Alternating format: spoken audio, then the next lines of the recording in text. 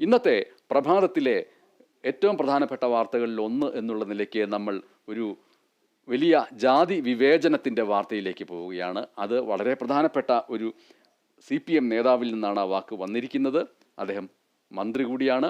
ഓർക്കുക, ജാതി വിവേചനം നേരിടേണ്ടി വന്നതിൻ്റെ വെളിപ്പെടുത്തൽ നടത്തിയിരിക്കുകയാണ് ദേവസ്വം മന്ത്രി കെ രാധാകൃഷ്ണൻ. അദ്ദേഹം കോട്ടയത്ത് ഭാരതീയ വേലൻ സൊസൈറ്റിയുടെ സമ്മേളനത്തിൽ സംസാരിക്കുന്നതിനിടയിലായിരുന്നു അദ്ദേഹം ആ ഒരു വെളിപ്പെടുത്തൽ നടത്തിയത്. ഇപ്പോഴും എത്ര വലിയ ഉയർന്ന പദവിയിലിരിക്കുന്ന വ്യക്തിയാണെങ്കിലും ജാതീയമായി അധിക്ഷേപിക്കപ്പെടുന്ന വംശത്തിൻ്റെ ഭാഗമാണ് എങ്കിൽ തന്നെ വീണ്ടും ജാതീയമായി അധിക്ഷേപിക്കുമെന്ന് അദ്ദേഹം പറഞ്ഞിരിക്കുന്നു.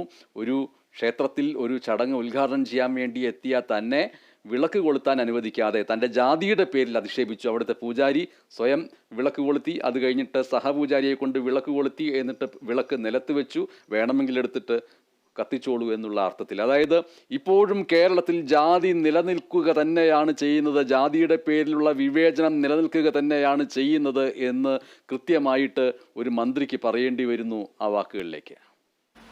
ഞാനൊരു ക്ഷേത്രത്തിൽ ഒരു പരിപാടിക്ക് പോയി.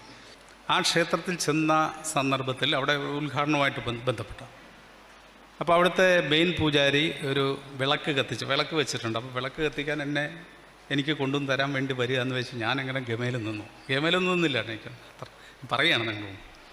അങ്ങനെ വിളക്ക് കൊണ്ടുവന്ന് നേരെ ഇയാൾ എൻ്റെ കയ്യിൽ തരുന്നില്ല, നേരെ കൊണ്ടുവന്ന് വിളക്ക് അദ്ദേഹം കത്തിച്ചു. അപ്പോൾ ഞാൻ വിചാരിച്ചു ആചാരത്തിൻ്റെ ഭാഗമായിട്ട് ഇനിയിപ്പോൾ ആചാരത്തിനെ തൊട്ട് കളിക്കേണ്ടെന്ന് വിചാരിച്ച് ഞാൻ മാറി നിന്നു. അയാൾ കത്തിച്ചു.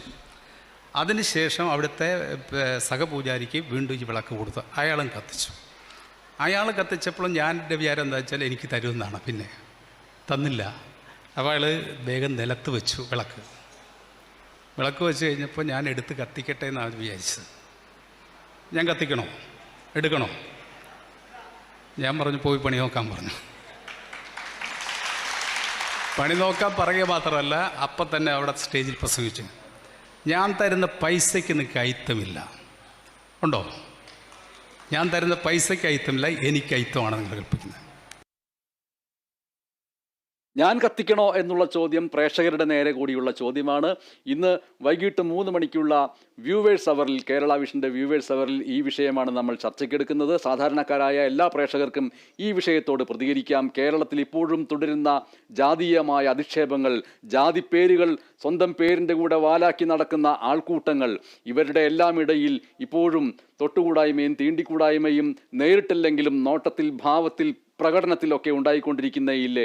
അതുകൊണ്ട് ഞാൻ കത്തിക്കും എന്ന് നിങ്ങൾ കരുതുന്നുണ്ടോ എന്നുള്ള ചോദ്യം പ്രേക്ഷകരുടെ നേരെ ഇട്ടുകൊടുക്കുന്നു. വൈകിട്ട് 3 മണി മുതൽ 4 മണി വരെയുള്ള തത്സമയ സംപ്രേഷണം കാണുക വ്യൂവേഴ്സ്.